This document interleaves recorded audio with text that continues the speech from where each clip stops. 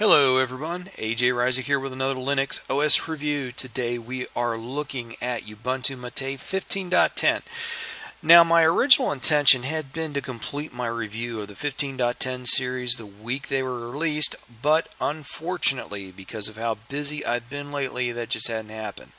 So to all my regular viewers out there, sorry about the delay.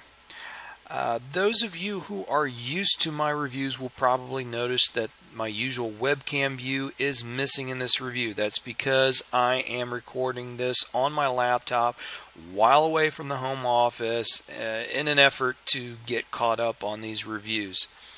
So since we are without a webcam, it kind of presents an opportunity for my regular viewers to let me know, do you like the video reviews with or without the webcam? That kind of feedback really helps me out. Or if you really don't care either way, let me know about that too. So with all that said, let's get on with the review. So what you're seeing here is the default layout of Ubuntu Mate 15.10, and the thing that sticks out the most is this welcome screen right here in the center.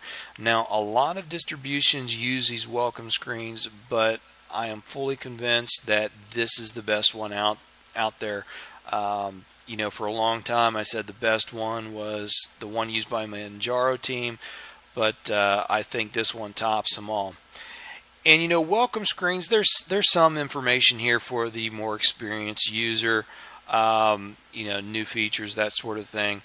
But really, the welcome screens really need to cater to the new user, because they're not going to necessarily know, links to, say for instance, the community links, go to the chat room.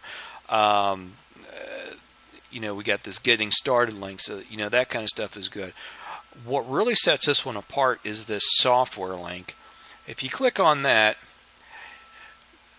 by category you've got all this different software that it's not installed by default, but this welcome screen is set up so that you can install software from here. So say for example, I don't know, let's go to under Office. You want to install Calibre, boom, you can install it right from here. Just click on the install button. New cache, G-labels, just kind of go through the list here and go through the various categories. Some games, install Steam from here, install Super Tux Cart, all that kind of stuff. And so right from the get-go, you've got links to all this more commonly used software that maybe it wasn't installed by default. There's no way to install every piece of software that every person is going to want to use. So links to the more commonly used stuff, kind of a smart move. And I think it's under this more apps from here, and this is kind of interesting in that the Ubuntu Software Center is not installed by default, nor is like Synaptic Package Manager or really any other software installation application, for no better word. What they do provide though is links for AppGrid, which is a Software Center like tool, the Ubuntu Software Center, and Synaptic Package Manager. Now, I'm a big fan of Synaptic, so I installed that. I also installed AppGrid so that for those of you who have never taken a look at it, you can take a look at it in this review. Ubuntu Software Center, I'm not fooling with it, but for those of you that want to use it, boom, you got the link right there. Just click install and install it right away. But the whole idea of having these quick links right here, very, very nice. This distribution uses the Mate desktop as its desktop environment, hence the name. And for those of you not real familiar with it, Mate is the descendant, I guess you could think of it, to the Gnome 2 desktop. And much like GNOME 2, it is extremely configurable. You can, you can see here we've got a panel on the top, panel on the bottom, different applets and whatnot. You can go and tweak them. You can move them around, add different applets to it, remove them, that sort of thing. However, in this distribution, they've set it up with some pre-configured panel layouts that kind of take the work out for you. So let me come over here and we'll go down to System, Preferences, and pull open, is it a look and feel? Yeah.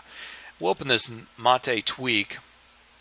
And with this tool, there's several things that you can do with it. I mean, since we're already here under this desktop category, you can go and add the desktop icons to your desktop. I prefer a clean desktop, so I keep all these boxes unchecked. But if you like having the icons on your desktop, hey, knock yourself out and put those icons there. Under Windows, you can set it up to use desktop compositing or not. You want to use less resources, you can do that. Do you want window snapping? Not. All kinds of window controls here. As far as the appearance of the windows, do you want your window controls on the left or right? I keep with the traditional right, but I know a lot of people like them on the left, so you can swap that around if you like. You also have a choice of window managers. You've got Marco, which is what I'm running right now, gives you the just basic desktop compositing, or you can switch to Compiz. You get the more advanced effects, so you can do the desktop cube, wobbly windows, all that kind of stuff.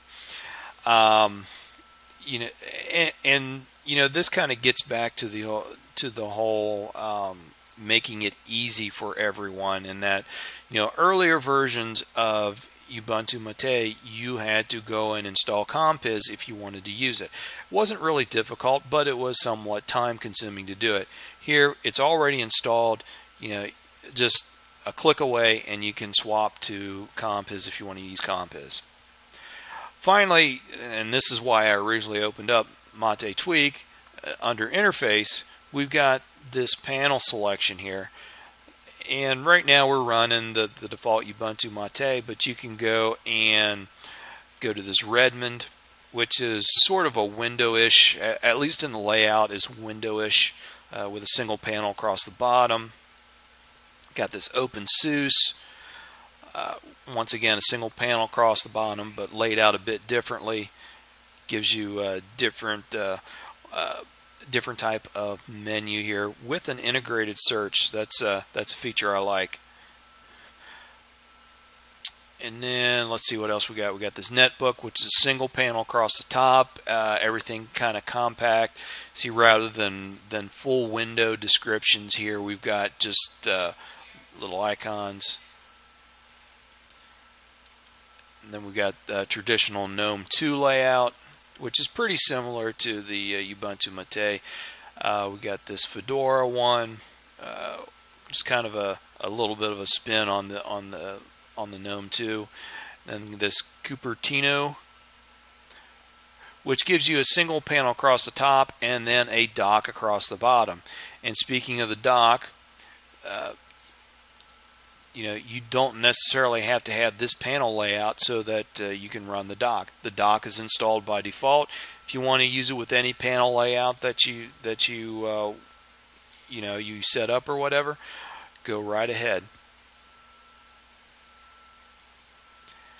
And while we're at it, and you can see up here where it says Custom Alex Tweak, and basically what it was, I set up a panel layout, and then just click this panel layout, it saves it for you. But let's go back to this Ubuntu Mate, the default. And now one thing that I prefer, well, let me back up just a little bit.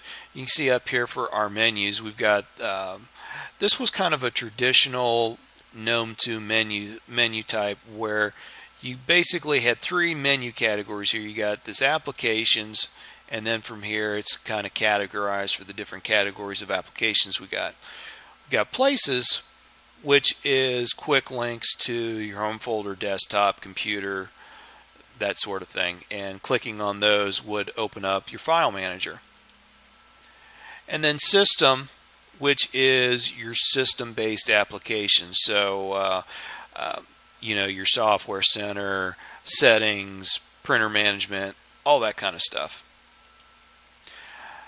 Now personally, I like the more advanced type menu, and let me select that, and you can see those categories are gone. But now with this menu, I can either click the window button to open it or just use the mouse. Either way will work. But there's an integrated search bar, so you can you know, whatever it is you're looking for. So let's say I was looking for LibreOffice, you know, boom, it pulls it up, what I'm looking for, LibreOffice right there. I am a very keyboard centric kind of person, so that's why I prefer that type of menu. You know, but you know, everybody's going to be different on that, so you know, if you prefer the traditional tile menu, hey, go with that. Besides the panel layout, they made it really easy to tweak some of the other looks and feels and whatnot of the desktop. If you click on the appearance category, from here you can go and change themes. You know, there's a variety that are already installed, and so you know, if you want to go and pick one of them, and boom, right away you go to them. Something like that maybe, or whatever strikes your fancy. You can go and click this link here, go online, pull down some other themes and install them. Or if you've already downloaded some themes, you know, you can go and locally install those from here. You can also go and customize. You know, maybe none of these themes are exactly what you want, but click on customize, and you know, the different aspects of the various themes, you can go and tweak those and switch them around and whatnot. And then this is also where you would go and change icon themes. Same thing with the pointer right there. So you've got this set up here. You can also go and change your backgrounds from here. And as you can see, there is quite a variety of different backgrounds available. Some really nice ones too. Some are kind of basic with just you know, background and the Ubuntu Mate logo and whatnot, but you know, some are really nice here.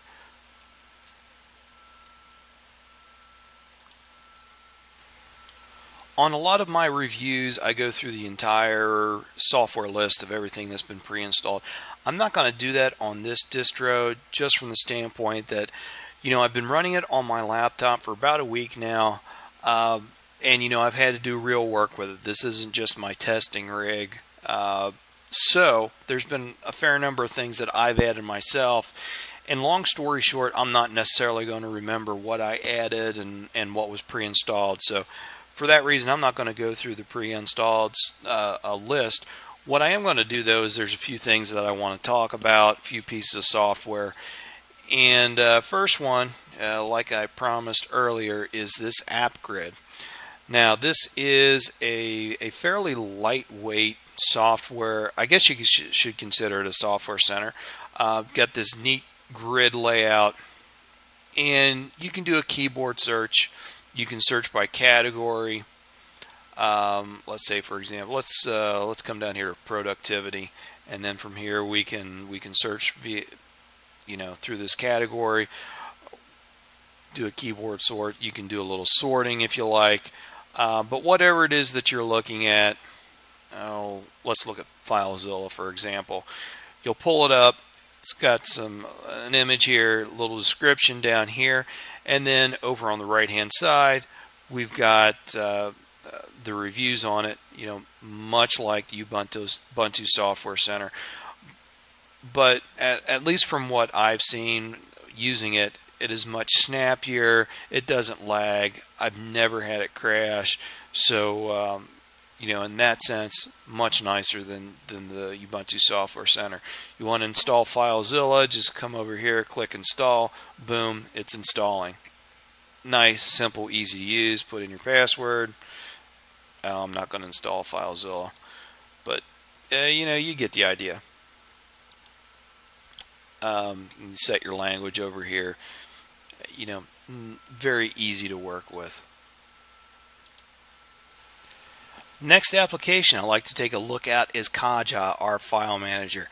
Now, for those of you that were around back in the Gnome 2 days, you will recognize this as looking very much like Nautilus files, which we've got a direct descendant here, and this is the old Nautilus files back before they started stripping features out. You can see that I got this set up with dual panes here. If you want to go back to single pane, you can do that, but I've also set it up for single click rather than double click. Depending on what you like, go with what you want, but you got lots of options on how you want things set up here. So if you wanted it, single pane, you can do that. And if you go to preferences, you can see you've got tons and tons of preferences here. How you want to view folders, and well, I mean, there's more here than I could cover tonight, but you can see just tons and tons of options. Here's where you change where your behavior as far as single click, double click. Here's an interesting one, and I know a lot of people that like this feature. Open each folder in its own window. So if you click a folder to open it, it opens in its own window. A lot of people really like that kind of effect. Like I said, just lots of options. And then finally here at the end, this is something that was upgraded in the latest Mate version, and it is this extension manager. So from here, you can learn a little bit about an extension. You can enable, disable. Some of the extensions have configuration options. You can do that from here. Once again, just tons and tons of options. The remaining software has been updated to its most recent stable release, so you get a newer LibreOffice, newer Firefox, that sort of thing. But I kind of like to move on and talk a little bit about performance. And let me drag over to System Monitor here. And you can see right now we're low 800, 825 to say 850 on megabytes of RAM. Now that is while I am running my screen recorder, running the System Monitor. I've got LibreOffice open here with my notes. Dropbox is running in the background. A couple other processes running in the background, and we're still under a gigabyte of RAM. Baseline, I was running right around the 400 megabyte range. So nice and lightweight on the resources. So if you're somebody that's maybe you've got an older computer and you got Core 2 Duo and 2 gigabytes of RAM, you'll be able to run this. It might not be quite as snappy as in a newer spec computer, but you're going to get pretty decent performance out of it. Here on my laptop, which is a ThinkPad with first gen Core i5, 4 gigs of RAM, everything is snappy, it's fast. Obviously this isn't the highest spec computer around, but at the same time it's fairly decent spec. But like I said, even Core 2 Duo and 2 gigs of RAM, you should be able to run this with no problem. So overall impressions of this distribution, I really like this, and in fact I'm going to tell you right now that I will be using this on my laptop at least for the foreseeable future. I'm pretty much a distro hopper, so I never stick with anything for a real long time, but you know, at least for right now, I'm going to use this on my laptop. Um, in a lot of ways, this distribution is all things to all people, because with all the stuff that is pre-installed or, you know, click to install, that sort of thing, it is very new user friendly. At the same time, all the tools that a more advanced user would want, they are available. You know, there's no reason that that you have to use AppGrid or the Software Center or even the welcome screen to add software. You want to open up the terminal and do it from the command line, knock yourself out, you can do that. But for the new user, you know, they've got it set up here so that it's going to be easy for you, and doesn't even necessarily have to be the new user. There are plenty of people who they just want to sit down at their computer, they want to install their distribution and get right to work. They don't like to go and tweak the panels and all that kind of stuff. They just want to sit down and get to work, and I can understand that. Now myself, I'm the kind of person that I can't ever quit fiddling with it, but I realize that not everybody's like me. So all that being said, really solid distribution.